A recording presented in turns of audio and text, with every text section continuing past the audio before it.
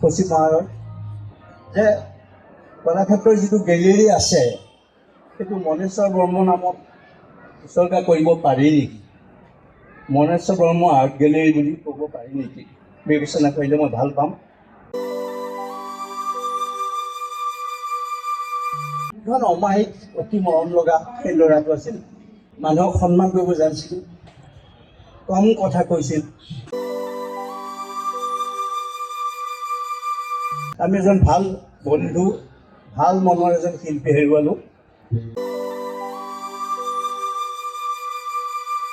যিজন শিল্পীয়ে টেৰৰিষ্টৰ আক্ৰমণতো গুলীবিদ্ধ হৈ কোনো মৃত্যুবৰণ নকৰিলে, সেই একেজন শিল্পীয়ে শেষ বয়সত তেওঁ নিজৰ চিকিৎসা নোপোৱাকৈ মৃত্যু হ'ল।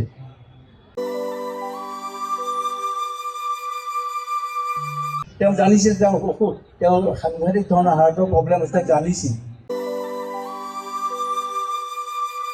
সেই সময়ত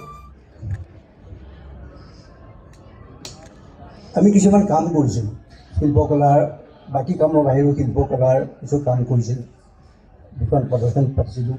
আৰু একে সময়তে মই ললিত কলাৰ এজন সদস্য আছিলোঁ।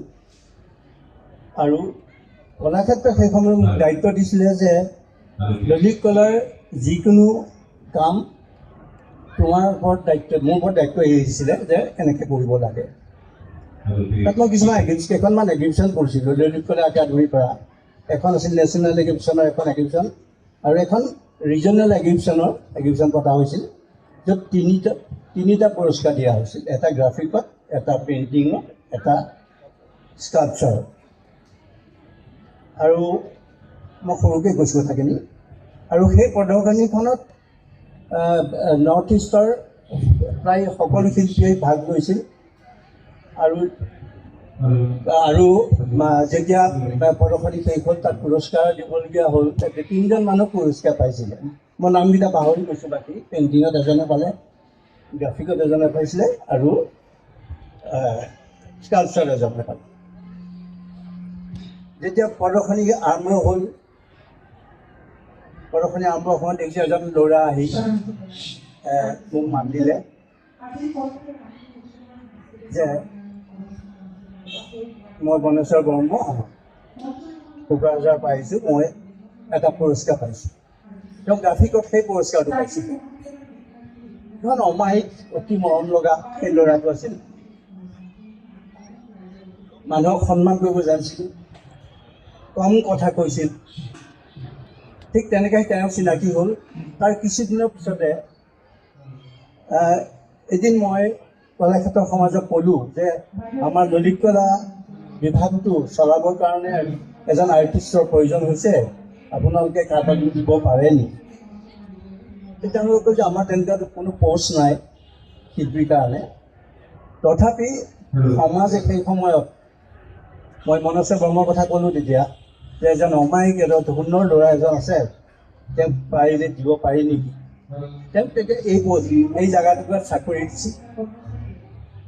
সাধাৰণতে ৰেমুনাৰেশ্যন দিয়া হৈছিল বোলে তেতিয়া 2000 নে 3000 টকা। তাৰপিছত তেনেকৈ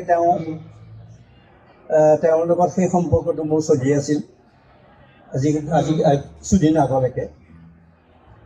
আৰু প্ৰতিটো ক্ষেত্ৰত তাৰ পিছতো, মই কলাক্ষেত্ৰৰ লগত মোৰ সম্পৰ্ক নথকাৰ পিছতো, যেতিয়াই তেওঁ কিবা এটা কামৰ, কলাক্ষেত্ৰৰ কিবা কামত যদি কিবা সহায় লাগে মোক ফোন কৰিছিল, মোৰ এটা উপদেশ লৈছিল তেওঁ। যা হওক, আমি এজন ভাল বন্ধু, ভাল মনৰ এজন শিল্পী হেৰুৱালোঁ। আৰু কিন্তু এইখিনিতে এটা কথা কওঁ যে তেওঁ যিজন শিল্পীয়ে টেৰৰিষ্টৰ আক্ৰমণতো গুলীবিদ্ধ হৈ কোনো মৃত্যুবৰণ নকৰিলে, সেই একেজন শিল্পীয়ে শেষ বয়সত তেওঁ নিজৰ চিকিৎসা নোপোৱাকৈ মৃত্যু হ'ল। তেওঁ জানিছিল তেওঁৰ অসুখ, তেওঁৰ সাংঘাতিক ধৰণৰ হাৰ্টৰ প্ৰব্লেম আছে, জানিছিল।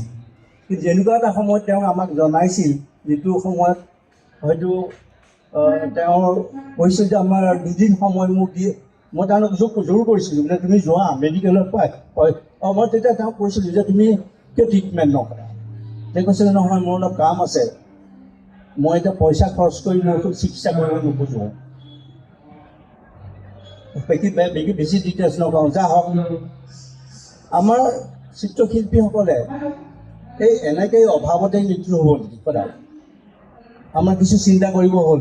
আজি এই মুহূৰ্তত মই এইকাৰণেই কৈছোঁ যে আমি দেখিছোঁ যোৱা বছৰ দুটাত আমাৰ বহুত শিল্পীয়ে অভাৱত মৃত্যু হৈছে।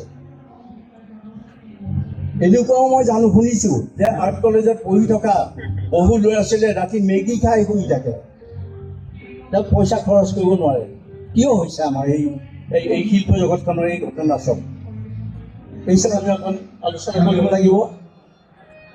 আৰু মই এইখিনি এটা অনুৰোধ কৰিম সচিব মহাশয়ক যে কলাক্ষেত্ৰৰ যিটো গেলেৰী আছে সেইটো মনেশ্বৰ বৰ্ম নামত উচৰ্গা কৰিব পাৰি নেকি? মনেশ্বৰ বৰ্ম আৰ্ট গেলেৰী বুলি ক'ব পাৰি নেকি? বিবেচনা কৰিলে মই ভাল পাম, যদি সম্ভৱ খুব ভাল হয়। কাৰণ তেওঁ গেলেৰীটোৰ প্ৰথম দিনাখনৰ পৰাই যিহেতু জড়িত আছিল।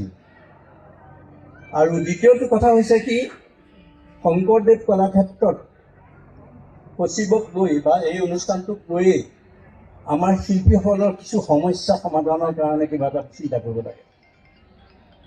যিটো আমাৰ শিল্পীসকলৰ চিকিৎসা কৰিবৰ কাৰণে কোনো সুবিধা নাই।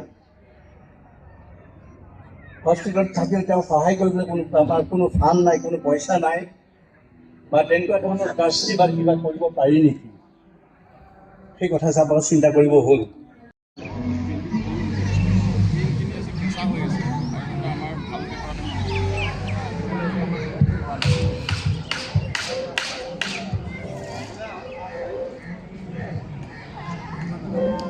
নমস্কাৰ। পৰম উৎসৱ 2025 লগত সংগতি ৰাখি